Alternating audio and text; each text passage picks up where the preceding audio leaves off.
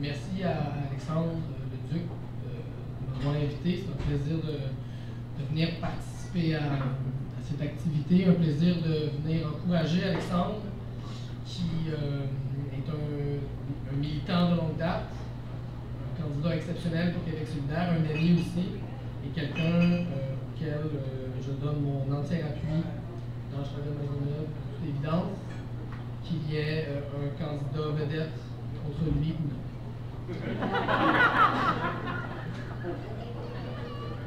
Je ne sous-entends pas qu'il n'est pas un candidat vedette, bien au contraire, mais bon, il y a des rumeurs, donc merci beaucoup de m'avoir invité, c'est vraiment un plaisir. Alexandre m'a dit, tu peux parler 15-20 minutes, tout ça, mais il y a déjà eu beaucoup de blabla ce soir. Je vais m'en tenir à ce que j'avais préparé, quelques sujets sur lesquels j'avais envie de vous partager quelques pensées. Puis par la suite, je vais laisser la place à Jean-François Lessard pour la musique. J'ai réfléchi à ce que je voulais vous dire, à ce qu'il fallait dire une journée comme celle-là. Et puis j'ai réalisé qu'aujourd'hui, c'est le premier anniversaire quand même de la plus grande manifestation de l'histoire du Québec, qui est aussi la plus grande action de désobéissance civile de notre histoire. Et ça m'a fait réaliser que le temps passe vite, qu'un an s'est écoulé déjà depuis ces événements-là qui ont secoué le Québec, qui ont changé beaucoup de vies, la mienne aussi, mais celle de milliers, probablement de centaines de milliers de Québécois et de Québécoises. Et aujourd'hui, je pense qu'il ne faut pas avoir peur de le dire. Cette lutte-là, elle a été victorieuse. Le gouvernement libéral a été renversé et la hausse des frais de scolarité qui est proposée a été abolie. Et il ne faut pas être gêné de présenter cette lutte-là comme une lutte qui a été victorieuse.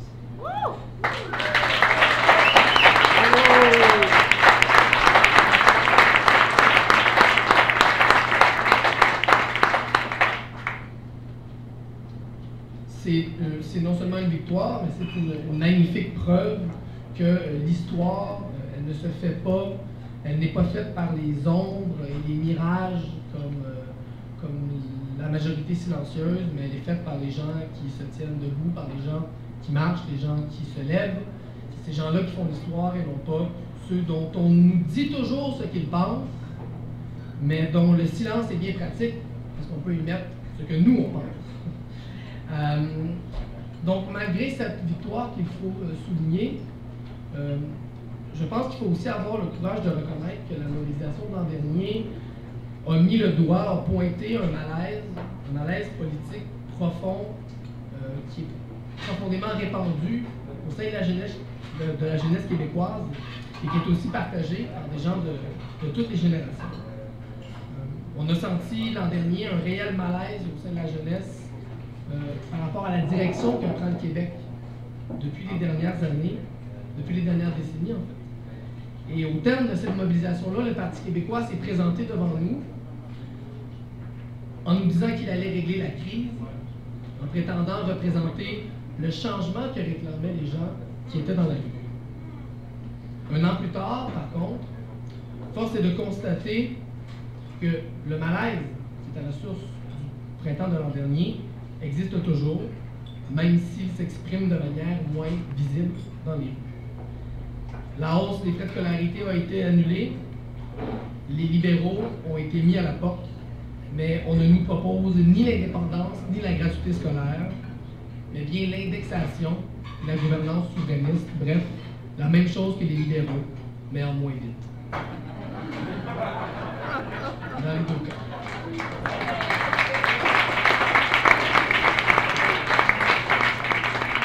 On nous a annoncé également un moratoire sur le gaz de schiste. Très bonne nouvelle, très bonne décision de la part du gouvernement du Parti québécois. Décision qui a été rapidement suivie par une deuxième décision, celle de sauter à pieds joints dans la défiguration de l'île d'Anticosti et du fleuve Saint-Laurent par l'exploitation de pétrole de schiste. Encore une fois, quelle avancée. Bref, loin de représenter un renouveau, on a plutôt l'impression que le gouvernement actuel n'est qu'une mauvaise traduction en français du même mauvais film d'Hollywood. Et aujourd'hui même, on apprenait qu'en matière d'éthique et de transparence, les péquistes n'ont pas non plus de leçons à apprendre des libéraux. Et si je veux vous parler de corruption, de toutes ces histoires de corruption, c'est que je suis souvent dérangé par la manière qu'on en parle de la corruption. On en parle souvent comme d'un fait divers, au mieux comme d'un réseau occulte qui serait incrusté dans nos institutions, dans nos municipalités, dans nos fonctions publiques. Alors que pour moi, toutes les histoires de corruption dont on entend parler ces temps-ci représentent en fait, sont un symptôme d'une problématique qui est beaucoup plus profonde, qui est notre enfermement collectif depuis les dernières années dans la logique gestionnaire qui est celle du néolibéralisme. Depuis les derniers mois, on apprend à la commission Charbonneau une situation révoltante. On voit des fonctionnaires qui défilent devant les caméras de télévision, qui avouent avoir empoché des centaines de milliers de dollars en fonds publics. Et tranquillement, on est en train de remonter la hiérarchie. Déjà, 2 maires ont démissionné. Bonne nouvelle. Y en aura-t-il d'autres? Peut-être bien. Et à gauche comme à droite, devant cette situation-là, on s'insurge, on se scandalise. Le Parti québécois, à la tête de son gouvernement minoritaire, en profite pour se placer en champion de l'intégrité et nous propose toute une série de lois, toute une série de règlements qui viendront, nous dit-on, régler le problème. On est en train d'avoir des débats technocratiques, des débats de chiffres, des débats de structure. On se demande s'il faudrait que les partis, on se demande si les citoyens devraient devoir donner 100 $, ou 150 $ ou 200 $ à leur parti politique. On se demande s'il faudrait limiter le nombre de mandats des maires à 2 ou à 3. On se demande s'il faut payer ou non les avocats des gens qui sont accusés pour corruption. On se demande s'il faut évaluer les entreprises de construction avant de leur donner un contrat, avant le contrat, après le contrat. Des débats vraiment de fond, évidemment. Et ces 3 partis politiques, donc, s'affrontent sur ce thème de l'intégrité, sur des enjeux technocratiques essentiellement, sur des enjeux de surface. Et pendant ce temps-là, le fond du problème, il est évacué. Parce que ce ne sont ni les fonctionnaires, ni les politiciens, ni même les partis politiques qui sont corrompus. Ce sont nos institutions politiques elles-mêmes. Alors même si on trouvait tous les brigands, même si on mettait en prison tous les fonctionnaires corrompus, tous les élus intéressés, tous les entrepreneurs véreux, il y aurait autant de corruption. Il y aurait autant de corruption parce que c'est le système politique et économique actuel qui génère la corruption. Ce que nous confirme chaque jour la commission Charbonneau, c'est la proximité révoltante entre le milieu des affaires et le milieu politique.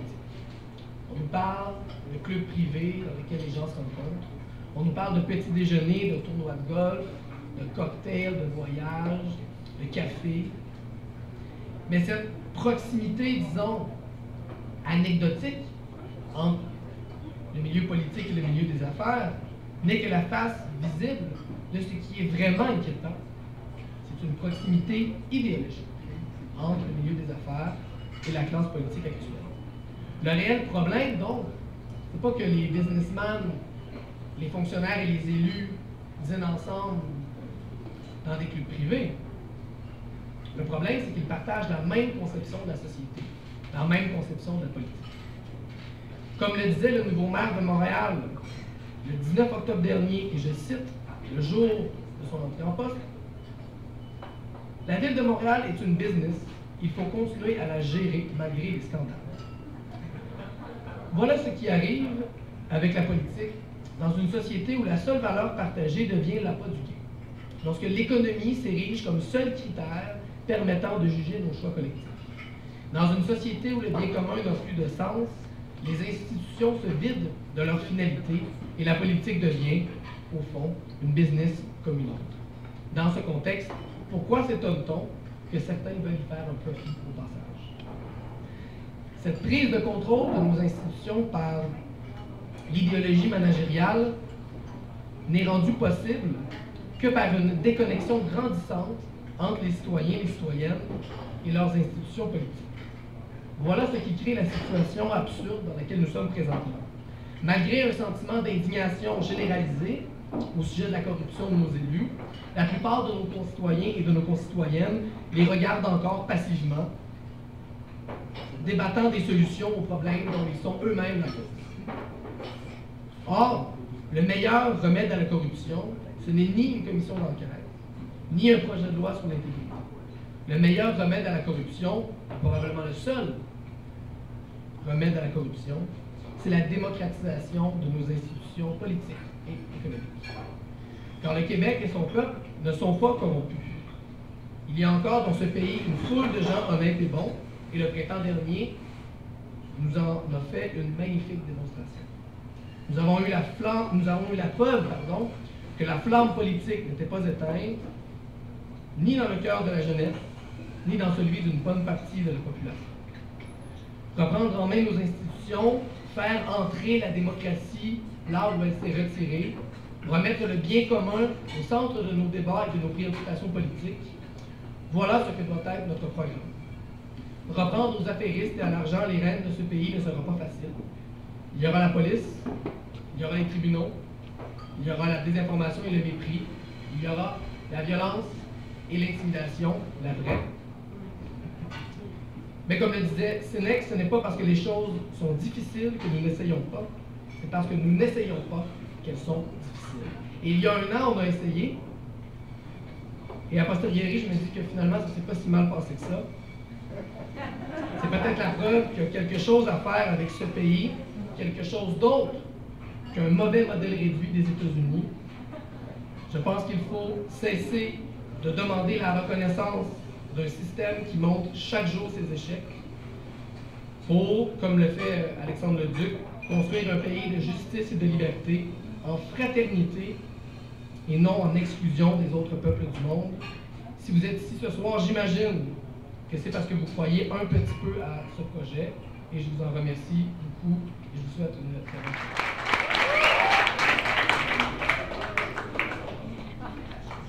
Bonsoir tout le monde, merci d'être là.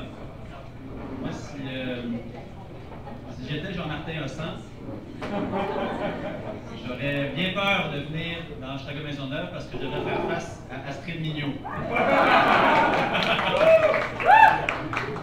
J'irai ailleurs. Bien loin.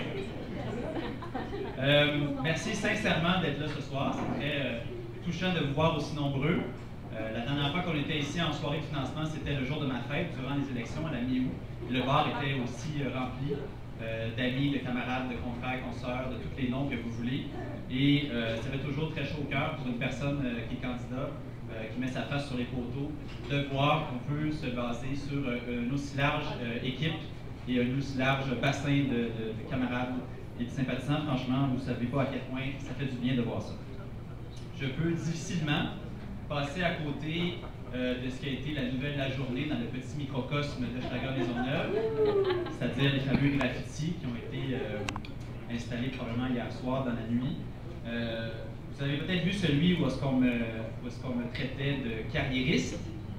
Alors Alex Leduc, carriériste, c'est un sobriquet que je traîne depuis quelques années, il faut croire. Moi, je me dis la chose suivante. Si être carriériste, c'est être jeune, avoir du bagou et surtout vouloir gagner les prochaines élections pour faire des réformes importantes, ben je l'assume et je plaide coupable.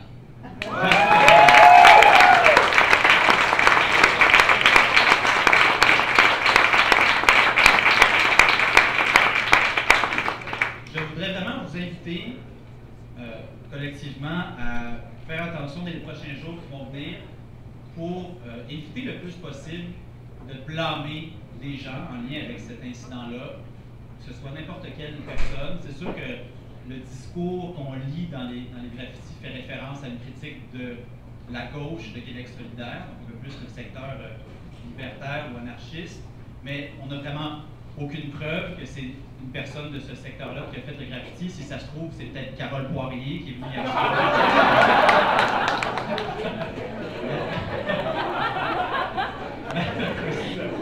D'ailleurs, coïncidence, elle a voulu devenir mon ami Facebook ce matin. L'histoire de l'histoire. Mais il n'y a pas de caméra de surveillance, bref, on ne le saura jamais. Donc vraiment, je nous inviterais collectivement à ne pas blâmer de tendances politiques, parce que des libertaires, il y en a beaucoup dans le quartier. Il y en a beaucoup qui ont voté pour nous aux dernières élections. Ils n'ont pas écrit sur leur statut Facebook, mais ils me l'ont dit en secret. Ils m'ont promis que je ne nommerai pas leur nom. Alors, je tiens ma promesse, mais plusieurs ont voté pour nous. Et je ne voudrais pas qu'on les stigmatise à cause de cet incident-là, tout le groupe au complet. Si ça se trouve, c'est vraiment un Huluberlu seul qui a été faire ça. Donc vraiment, je nous inviterais à ne pas blâmer personne. Et j'inviterais aussi à être généreux ce soir, à vous prendre peut-être une deuxième ou une troisième bière pour aider le Envivo qui a dû payer de sa poche pour nettoyer ces graffitis-là. Donc sentez-vous le portefeuille libre, léger, pour aider nos amis du Envivo, c'est une groupe de travail qui a vraiment participé à faire de la rue Sainte-Catherine un attrait intéressant, qui a fait de la rénovation urbaine en quelque sorte pour cette rue-là, qui en avait bien besoin. Donc franchement, merci d'être là, Envivo. Merci de nous accueillir depuis déjà 2 ans.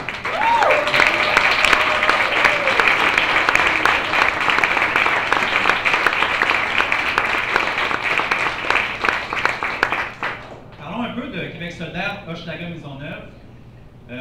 Avez-vous vu le dernier sondage? Petite anecdote. Le pouls, c'est toujours très drôle. J'en avais fait un en 2011 pendant la fameuse vague NPD. Et j'étais justement avec des amis un peu plus libertaires dans un appartement de Centre-Sud d'ailleurs. Et on avait tous coté un 2 $ sur la table, à savoir il va y avoir combien de députés NPD ce soir. Alors là, comme j'étais dans une soirée de libertaires, d'anarchistes, j'étais en bonne situation, hein, parce qu'on ne peut pas, en tout respect de nos amis libertaires, on connaît un peu mieux ça, la politique partisane. Disons ça comme ça. Alors là, le monde commence à mettre l'heure de pièce. 2 députés NPD, 5 députés NPD, 7, les plus radicaux disaient 7, 8 députés NPD. Moi, je leur dis, du haut de ma connaissance, vous êtes rien qu'une gang d'hosties d'anarchistes, vous connaissez pas ça, il va y en avoir 12! Devinez pas quoi, à la fin de la soirée, j'ai ramassé le pactole. Parce que j'étais celui qui était le plus proche de 57 députés NPD. Voilà, je termine l'anecdote avec ça. Tout ça pour vous dire que dans Hochelaga Maisonneuve, ça va super bien. Au sortir de la dernière élection en septembre, rapidement, on a fait une assemblée générale du comté qui était très populeuse. On était dans un style plus Café du Monde parce qu'on fait des petites équipes de travail. Ça a permis à plus de personnes de s'exprimer. Et on a essayé rapidement d'identifier c'était quoi les enjeux sur lesquels on voulait travailler pour les prochains mois d'ici aux prochaines élections. Qu'est-ce qu'on voulait faire entre les élections Québec solidaire? Parce que oui, on est un parti politique qui se présente aux élections, mais on n'est pas juste ça. On est aussi une force politique, on est quasiment un mouvement politique aussi. Donc, qu'est-ce qu'on voulait faire pour les prochaines élections? On a identifié plusieurs dossiers. Le comité de présence locale, d'après moi, a été une des plus belles surprises qui est sortie de cette assemblée-là. Un comité super populaire, je pense qu'il y a au-dessus d'une quarantaine d'inscrits dans ce comité-là, qui fait exactement ce à quoi il doit servir, c'est-à-dire faire la courroie de communication entre le parti politique que nous sommes, l'alternative que nous voulons représenter et les luttes locales dans le quartier que nous habitons. 3 grands dossiers, je dirais, ont été identifiés. Le premier, c'est la question des écoles saines. Vous n'êtes pas sans savoir que sur la rue Adam, il y a 3 écoles qui sont actuellement fermées pour cause de moisissures, des champignons qui ont malheureusement été incrustés dans les murs, victimes d'une trop longue époque de coupures dans la fonction publique, de coupures dans les services publics, notamment en éducation, notamment dans les commissions scolaires. Et j'entendais aujourd'hui, on était à l'Assemblée d'orientation du Conseil régional FTQ, où je m'implique beaucoup. Quelqu'un faisait référence à la position de la CAQ de s'aborder les commissions scolaires au grand complet, et il disait la chose suivante. Avec les commissions scolaires, c'est comme avec une maison. Si on veut rénover une maison, il ne faut pas l'acheter à terre, il faut la rénover. Je pense qu'on devrait avoir la même attitude avec les commissions scolaires. Ce n'est pas parfait, les commissions scolaires, mais c'est quand même un organe de redistribution de la richesse importante. Et on doit la peaufiner, la rénover, mais loin de nous l'idée de vouloir la raser au grand complet. Je suis bien content de militer dans un parti politique qui propose autre chose que des solutions simplistes à la CAQ. Donc, les écoles saines, c'est un dossier. Oui, c'est un dossier sur lequel on a une bonne emprise parce que dans le temps, c'était facile pour le PQ de dire on est dans l'opposition, on ne peut rien faire, on est gentil, etc. On vous send une lettre. Mais ils sont au pouvoir maintenant. C'est eux qui contrôlent les cordons de la bourse. C'est eux qui sont ministres. Madame Poirier, la députée actuelle, tous ses voisins de comté sont des ministres. Bon, sauf à l'exception de M. Breton, qui a perdu son ministère, ça c'est une autre question. Mais tous ses voisins de comté, au nord, c'est M. Lisée, ministre, à l'est, M. Makakoto, ministre. Donc, elle est en mesure, en plus, Mme Poirier est vice-présidente de l'Assemblée nationale, elle est en mesure de faire pression au Conseil des ministres pour que ça se développe. 3 écoles! Est-ce que vous représentez ce que ça signifie pour un quartier? C'est scandaleux. Ces enfants-là sont envoyés beaucoup plus loin, soit au nord, soit à l'est. Et il y en a que ça fait déjà 1 an qu'ils sont plus dans leur école. Et j'imagine que vous imaginez, la plupart d'entre nous avoir eu la chance d'aller dans une école, dans la même école pendant plusieurs années, dans un cycle primaire ou un cycle secondaire. La stabilité pour un enfant, c'est important, c'est fondamental. Et là, ils sont obligés d'aller étudier en dehors de leur quartier, à plusieurs minutes d'autobus. C'est vraiment un immense problème, je trouve, qu'il est sous-estimé actuellement par le gouvernement du PQ, sous-estimé par la députée actuelle, Carole Poirier. Et nous, on s'est donné un rôle à Québec solidaire Hochelaga, c'est d'être l'opposition officielle de notre quartier, et on va la talonner tant que les écoles ne seront pas reconstruites.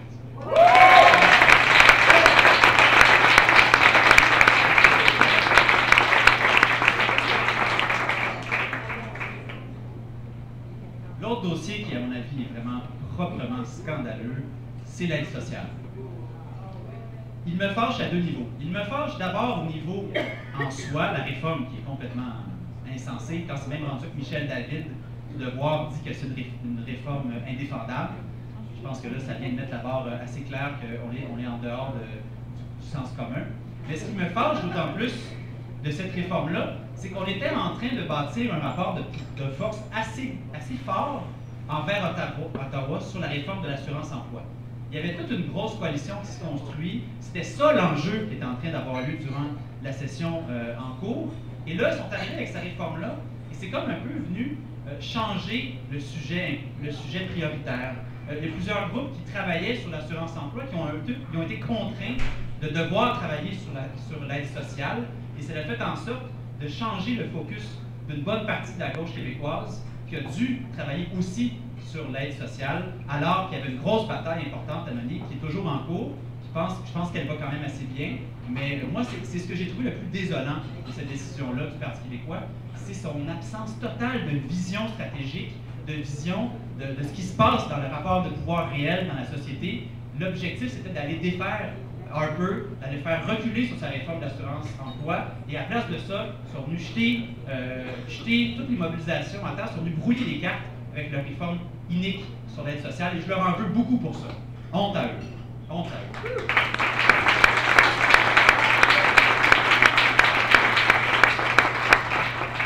Sur une note plus positive,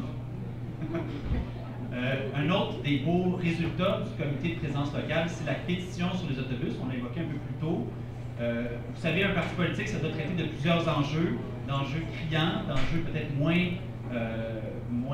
glamour, mais vous savez, si on est sérieux dans notre ambition de gagner notre bataille contre les gaz à effet de serre, d'avoir un environnement sain, un Québec où est-ce qu'on peut respirer un air propre, il va falloir qu'on s'attaque à la question du transport. C'est vraiment un incontournable. Vous savez, 40% des gaz à effet de serre sont issus du transport.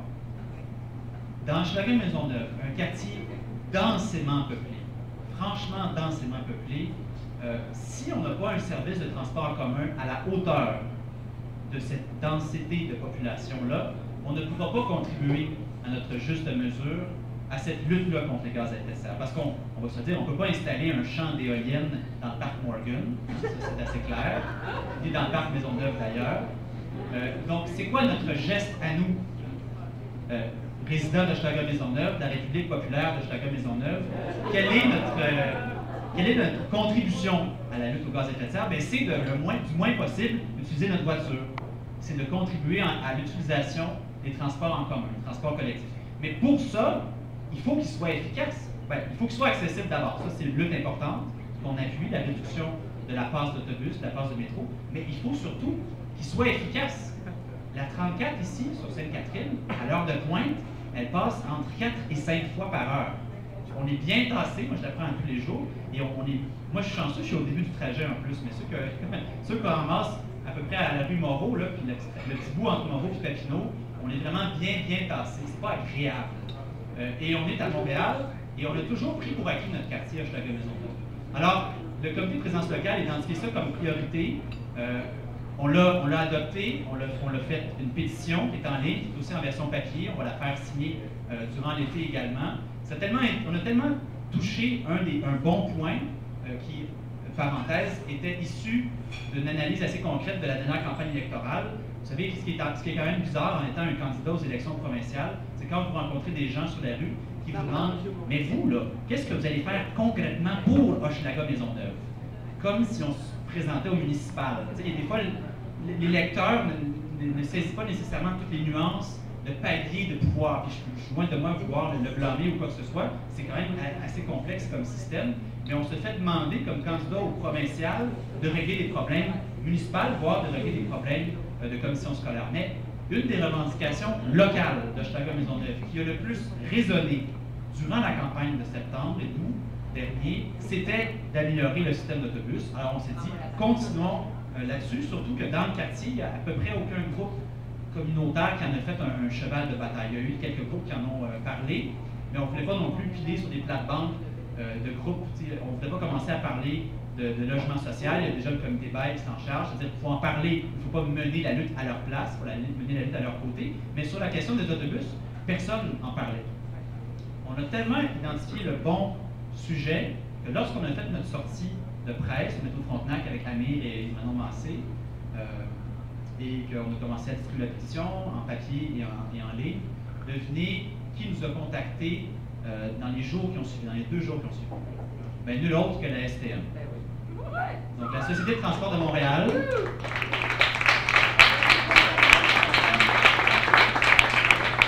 La Société de transport de Montréal s'est sentie interpellée par notre sortie publique, a voulu, en quelque sorte, nous reconnaître comme interlocuteurs crédibles, et pas plus tard que ce vendredi, donc après-demain, nous allons rencontrer, moi, Manon et d'autres personnes du quartier, la STM, dans les bureaux de Québec solidaire.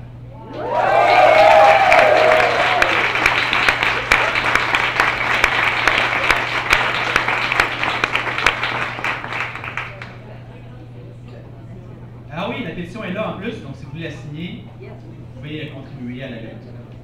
Tout ça pour vous dire quoi? Pour vous dire que nous sommes rendus un acteur reconnu dans le quartier. Il y a à peine 2 ou 3 ans, tout ça aurait été inimaginable. On était une association qui, de belle et misère, se reconstruisait, se refaisait une équipe. On est arrivé, à ma grande surprise, aux élections de août et septembre 2012 avec un niveau de préparation inégalé, qui était un des niveaux de préparation les plus forts de tout le parti. Et ça a fait en sorte qu'on a obtenu un excellent résultat. Vous le savez, on a obtenu 24%. Mais qu'est-ce que ça veut dire? Ça veut dire que plusieurs regards sont posés sur nous. La dernière élection, on a réussi à gagner Gouin. Ça a été notre... pourquoi je dirais ça? Notre consolation. On pourrait dire qu'on a sauvé les meubles. On a gagné Gouin. Ça a été notre avancée. Ça a été notre victoire. Ça a été notre gain. Prochaine élection, là, on vise quoi? On vise rien de moins que prendre le pouvoir. Ça, c'est évident. Je pense que s'il y a bien quelque chose qui est ressorti du dernier congrès de Québec solidaire, c'est qu'il y a un changement qui s'est fait dans la mentalité de l'ensemble des membres. C'est qu'on ne veut pas juste la balance du pouvoir, on veut prendre le pouvoir pour faire des réformes progressistes au Québec.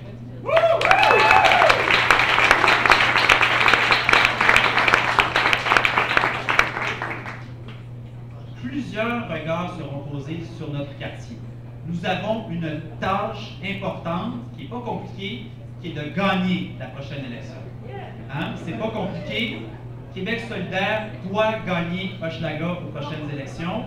C'est bien parti. Vous avez vu le sondage. C'est bien parti. Vous avez vu votre présence ce soir aussi nombreuse. Vous avez vu le nombre de membres qui a explosé dans notre quartier. Vous avez vu l'organisation qui s'est fondée sur des gens compétents. Vous avez vu le comité de coordination qui est vraiment un trésor caché du quartier, un trésor caché de notre parti. Et on doit absolument être à la hauteur pour qu'aux prochaines élections d'Hochelaga-Maisonneuve, ce soit Québec solidaire qui fasse la surprise.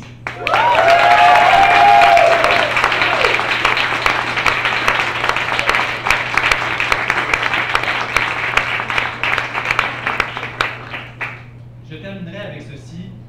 Comme je l'ai dit en ouverture, pour une personne qui met sa face sur plusieurs poteaux, d'ailleurs, vous ne savez pas à quel point c'est troublant les premiers jours. Il y a deux choses de troublant pour les candidats. D'ailleurs, ceux dans la salle qui sont peut-être candidats ou candidates un jour, je vous avertis d'avance. Il y a deux choses qui sont troublantes. C'est les 2 ou 3 premiers jours parce que vous sortez de chez vous et que vous voyez votre face sur tous les poteaux. Traumatisme garanti. La deuxième chose qui est troublante, c'est quand vous allez voter pour vous. Ça, c'est bizarre. On n'en sort pas, c'est bizarre. Tout ça pour vous dire que, en prenant le devant de la scène, en décidant de se présenter comme candidat une première fois, en se faisant réinvestir une deuxième fois en janvier, on fait un choix. On fait aussi des sacrifices. On sacrifie des temps libres. Moi, j'ai bien des jeux au PlayStation que j'aimerais jouer, mais j'ai pas le temps. Bon, mais ça, c'est... Non, mais sans blague. Non, mais on fait des sacrifices de loisirs, on fait des sacrifices... On voit moins nos amis, on voit un peu moins notre famille. On décide d'investir du temps, de l'énergie, des émotions énormes sur cette campagne-là parce qu'on y croit, pas parce qu'on veut être élu. Moi, je m'en sacre bien d'être élu, pour être bien honnête, parce qu'on croit aux idées qu'on porte, parce qu'on croit aux projets qu'on porte, parce qu'on ne fait pas confiance à ceux qui gèrent le pays en ce moment, parce qu'on ne croit pas à ceux qui sont en ce moment en place, qui nous mèneront au pays. Moi, j'y crois pas. Je me présente avec vous parce que je veux absolument qu'au Québec, on vive dans une république qui soit à la couleur des gens qui portent le Québec, c'est-à-dire écologiste, féministe et progressiste. C'est pour ça que je me présente.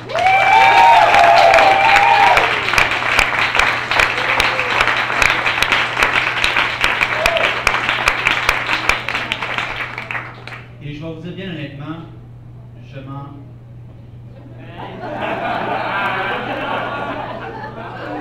Ok, je vais... Balance. Merci Jean-Philippe. T'es toujours là au bon moment. C'est incroyable. Cet homme-là est incroyable. Je terminerai avec ceci. Je me balance de ces graffitis. Je pourrais en faire 15 000 autres des graffitis. Tant que vous allez être là, vous allez être la force qui fait en sorte que je me présente et qu'on va gagner les prochaines élections. Merci. Bonsoir.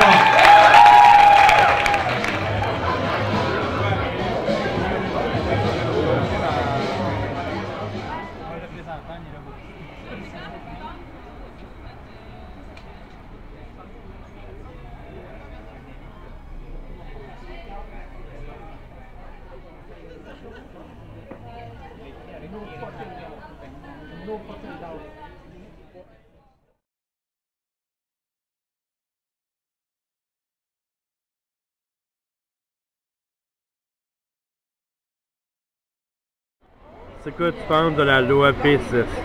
La loi P6, je pense qu'elle est très problématique, évidemment. Je pense que c'est une limitation excessive au droit de manifester. Ça donne un pouvoir discrétionnaire qui est beaucoup trop important aux forces policières. Et on voit manifestement que c'est un règlement qui est utilisé de manière discriminatoire contre certaines idées, contre certains groupes, contre certains individus. Et c'est des choses qui ne devraient pas se produire dans une société qui se dit démocratique. Et qu'est-ce que tu penses des coupures de l'aide sociale? Les coupures de l'aide sociale, c'est vraiment, encore une fois, une très mauvaise décision de la part du gouvernement péquiste de Pauline Marois. C'est une attaque aux gens qui sont les plus défavorisés, aux gens qui sont les plus vulnérables, les gens que collectivement on devrait supporter, on devrait aider et non pas appauvrir encore plus. Déjà, l'aide sociale est, à mon sens, pas assez généreuse pour sortir ces gens-là de la pauvreté, de l'exclusion et de l'isolement. Alors, je pense que c'est une très mauvaise décision. Il faudrait en fait prendre la voie inverse. Et la troisième, c'est quoi tu penses du saccage de l'assurance chômage? L'assurance emploi, c'est un autre scandale en fait.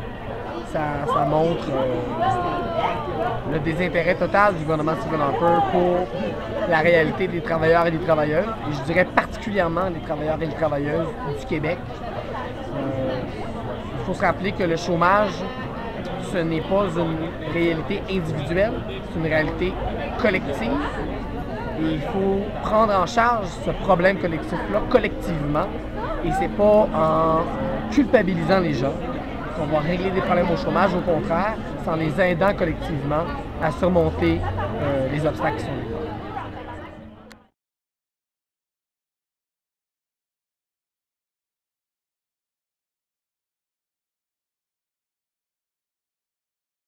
Bonsoir Alexandre. Bonsoir. Qu'est-ce que tu penses de la loi P6? Du règlement P6. Ouais, règlement, pardon. Bon, s'il y avait